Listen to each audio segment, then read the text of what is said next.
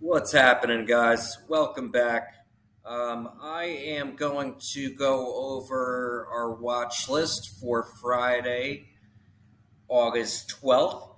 Um, I ran a little experiment this week. So I wanted to test this theory out with this system that we have out with the same seven stocks. Um, Obviously, I use different levels for calls and puts every day, but it's the same seven stocks, and then I added a few bonus ones. But every day this week, Monday through Friday, I had SPY, QQQ, Apple, Tesla, Meta, Amazon, and PayPal all up. So we ran all seven of those this week, and I wanted to see what would happen. The results were very impressive, I would say. Um, Today was probably our worst day. It might have been our worst day ever since using this system, and it wasn't even that bad. And you'll see what I'm saying. So this just proves that the system works. It's easy to follow. I made a video on how to do this, how to follow this, and it's something you can do. With all that being said, I'm just going to get right into it. So again, we'll just kick right off with SPY. So SPY, we had calls over four, and you can bounce this stuff off the watch list here in the Discord. I post it for free members after the day is over. Premium members get it before the bell. But you can go ahead and bounce this stuff right off my videos, and you'll see exactly what I'm saying is true. SPY calls over 446.50, puts under 444. So this was probably the worst day with SPY. If you used your stop losses and you exited on the candles you were supposed to exit, you didn't get hit that bad. So I'll show you what I'm talking about. So here, and really, I should have lowered this level a little bit, and it probably would have prevented the losses that we took on SPY. But this just happened so close to the bell. I should have took this down probably to 443.75, and we would have. Let's see. Yeah, we would have been fine. It wouldn't have done anything. We wouldn't have made any money on SPY, but you wouldn't have stopped out either. So if you look here, this candle was at 925. So this candle is not void. So really you're entering on this trigger, and then, or excuse me, you're triggering on this candle. You can see this 5-minute candle broke the level that I did call out. And then you're entering on this candle. And then what happened was you stopped out here. So you took a small loss, very small loss, maybe 10%, maybe not even, maybe a little bit more, depending on where you got in on that candle, but not a big loss at all. Then we came up to the trigger level on calls. We never triggered. There was no call entry, and we just ran sideways the rest of the day. So very boring day on SPY. Maybe you took a minimal loss on SPY. But again, that's what I'm getting at. This is a bad day. QQQ, kind of the same thing. So we had calls over 369.50, puts under 365.50. Again, let's see. What time is this? 9:30. So this can't. So yeah, no. The levels on QQQ were correct. So we triggered on this candle. You entered on this candle, and maybe you made some money here, actually, a little bit on this play, and maybe you stopped out at break even, like I teach you guys. Either way, pretty much a draw, maybe a small win there. You should have made money on this drop.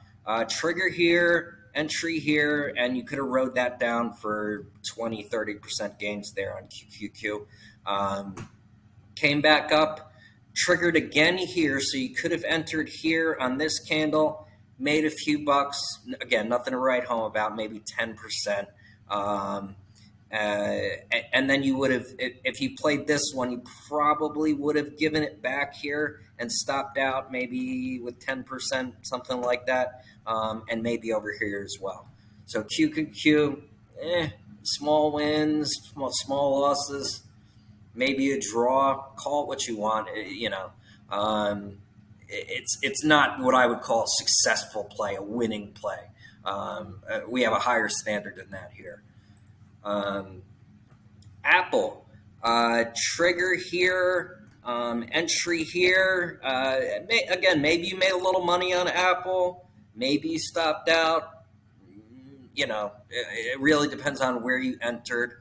Again, nothing really to write home about, but also no debilitating losses. So to the call side here, we did technically close here, and then you probably immediately stopped out here, kind of the same thing here, and then we never triggered again on Apple. So again, small wins, small losses. Again, nothing to write home about. All these I would call a draw on all of them. It really depends on where you got in. You could call it a loss if you want to. You could call it a win if you want to. That's why I'm calling it a draw. These aren't what I would call successful plays, though. I would call these more to the losing side of plays, and you'll see what I mean. I'll show you a successful play here shortly. Here at Tesla, this is a successful play right here. So again, I probably should have moved these levels on Tesla too. I'm making this watch list a half hour before open, so the levels can change, and I do the best I can. In this case, it kind of worked out in our favor, I guess. Again, we triggered, where did we open? 9:30. So we triggered here, entry here, and you made a lot of money on this first drop. And then if if you didn't get the picture on the first candle, you probably should have got it on this one that we have a reversal coming. And if you didn't get it on this one, I don't know what to tell you, because you got shot. You lost almost or maybe all your profits here on this next green candle. That's okay, because you had another chance to play this. If you missed it, if you stopped out for whatever reason, you got greedy, you have another chance to play it right here. It was a perfect retest right here on Tesla. You're not entering on the green candle here, but again, on this one right here, when we're reversing and heading back down on the red candle, you're entering. Even on the next one, you can wait and know what's going to happen here. Okay. Or towards the end of this one to the next one, you can still see you're still got plenty of money on the table there. So there's another win on Tesla. Same thing here. Okay. Let's say you want 100, you got super greedy and you wanted 100% profits and nothing less. But you stopped out, you're smart, and you're stopping out at break even. Well, you're stopping out here. And I want to be clear on this, guys, okay? If a 5-minute candle triggers back above the trigger level, that is your last resort. No shit. That's it. Party's fucking over. Get out of the play, all right? We had someone in the Discord today who I think it was on it was on Spy, actually, who had a opportunity. I'll go back and I'll show you here. So I think it was on this one here actually. So he got in somewhere around here. Um, uh, he held. He wanted to make money. He made money on the first play on this drop, and he was feeling it. He scaled up way too much from where he should have. But where he went wrong is he didn't bail on the absolute last resort, get the fuck out candle, okay? And that point is every time. I want you to get out every single fucking time. When you have a 5-minute candle close back over the trigger level, and I'll show you what I'm talking about. I'll zoom in here, okay? Here, we closed. Did it close on this candle? This candle closed at, and you can see it up here at the top here where it says C, close, okay? Low, high, open, close, okay? And if you click on the candle, so this one closed at 440 or 444.02. So it closed over the trigger level, okay? Because we had puts under 444. This candle closed at 444.02. All right? That's it. Get the fuck out. That party's over. I don't care what your loss is at. I don't care what your profits are at. Get the fuck out. All right? And had he done that, he would have taken a minimal loss, okay? But instead, he hung around hoping for something to get better, and it fucked him. It fucked him good. As you can see, again, he was in a put play here, playing underneath this level. If it's back above the level, again, if a candle closes above the level, that's when you get the fuck out. If it's teetering around and it goes, just because it goes up, that doesn't necessarily mean you need to get out. If you have different stop loss levels, that's a different story, okay? I'm not saying, just stay in blindly. But what I'm talking about is your last resort, no shit, get the fuck out, no matter what point, okay? And that's exactly what this is. Over 444. You had a candle close over 444.02. And this is where you get out. No questions asked, okay? You cut, all right? Whether it's a profit, whether it's a small loss, 15% loss, 20, I don't give a fuck what it's at. Get out, all right? Because it's about to become a fucking bigger loss. You can always get back in, all right? If this came back up, this candle came up, and then it came back down and re-triggered, you can get back in. When this happens and the candle closes over the trigger level, it voids the play out. The play's done, okay? Until it comes and triggers again. That's what happens. So play it exactly like that, and you won't have many issues. So instead of getting out there, he rode this fucking all the way up to the top. And I mean, Jesus Christ, talk about hope. Now, luckily, he held through here, and he was actually, there was a somewhat, it wasn't like a complete disaster. He held down through here, and we kind of talked it out. I said, hey, you're in a play without a strategy right now. Take your fucking loss, take your lumps, take that money, and come back and play it the way you should. Play it by the book, and have a plan when you're trading. And that's what he did. He actually ended up selling somewhere around here at the fucking, basically the highest point he could have sold it out, which was still a pretty big loss, but it wasn't a complete loss, which is what would have happened if he continued to hold through here. So that's very, very important. I spent a few minutes on this for a reason. I want you guys to understand how important that is. If a candle triggers above the trigger level, get out. That's it.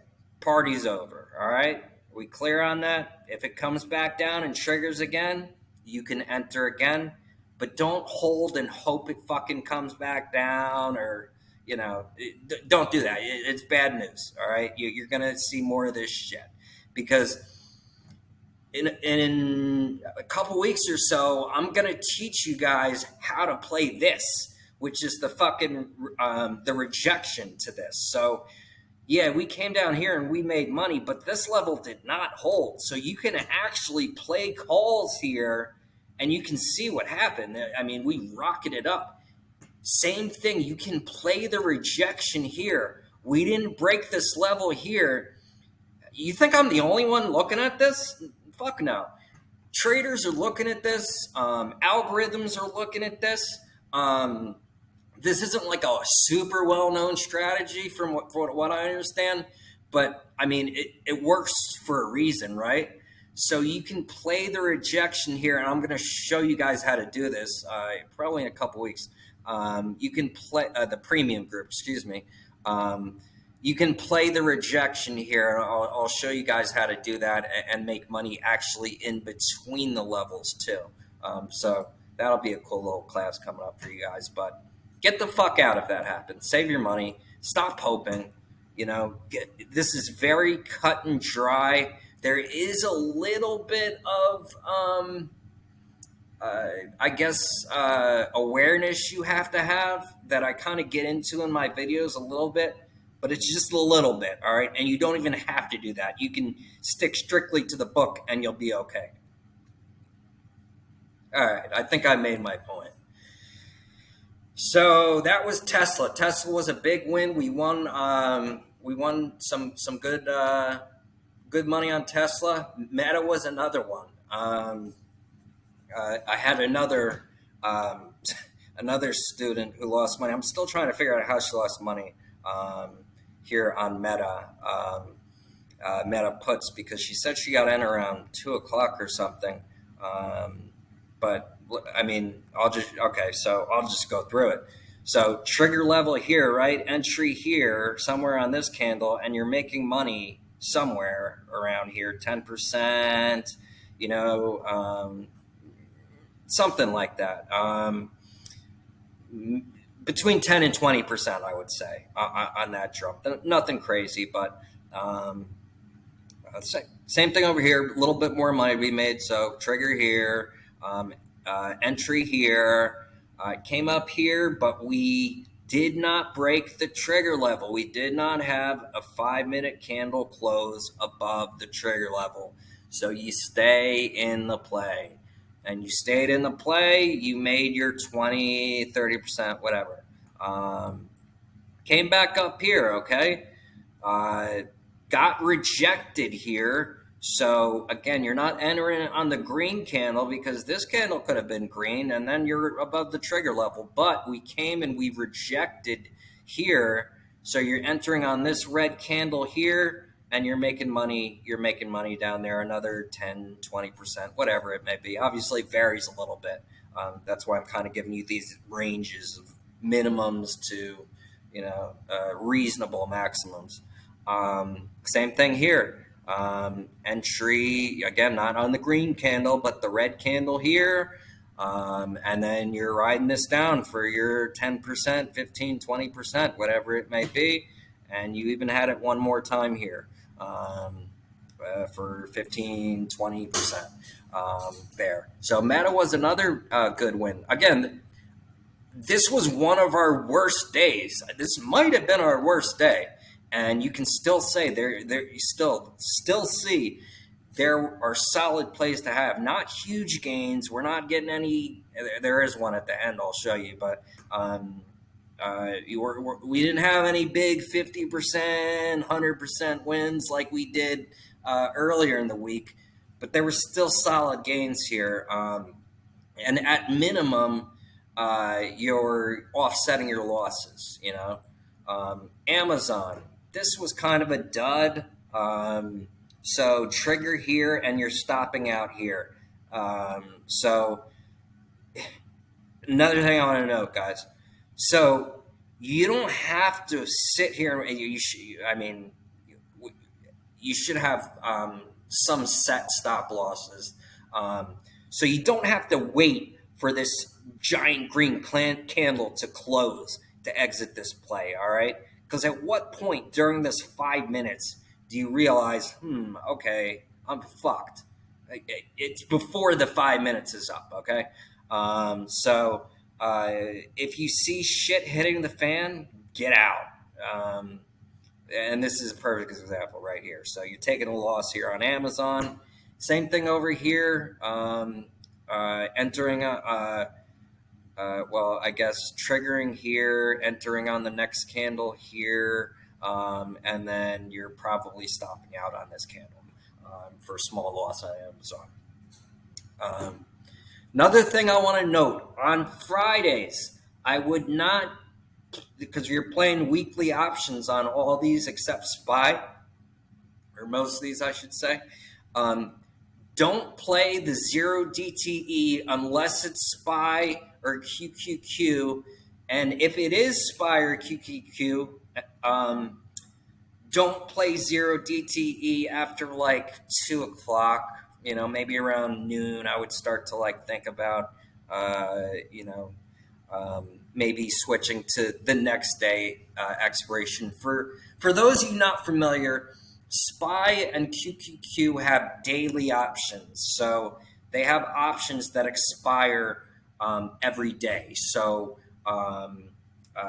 this week they had options that expired on August 9th, August 10th, August 11th.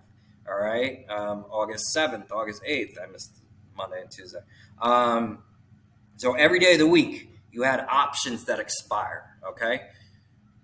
On the rest of these, the Teslas, the Amazons, they don't have daily options. They're weekly options. So those expire every Friday. So today was expiration day.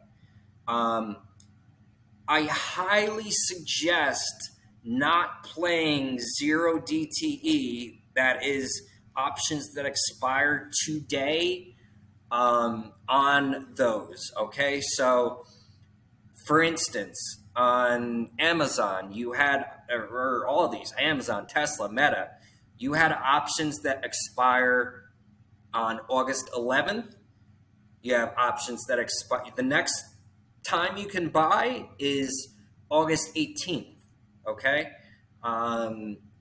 I would highly suggest on Friday. If it's Thursday, it's okay. So yesterday on August 10th, you could have played the August 11th options. You can get away with that.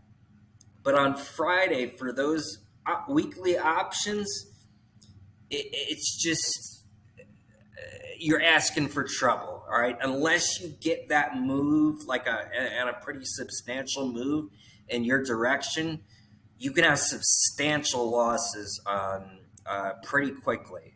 You can have gains too, but I'm trying to steer you guys in the right direction there. So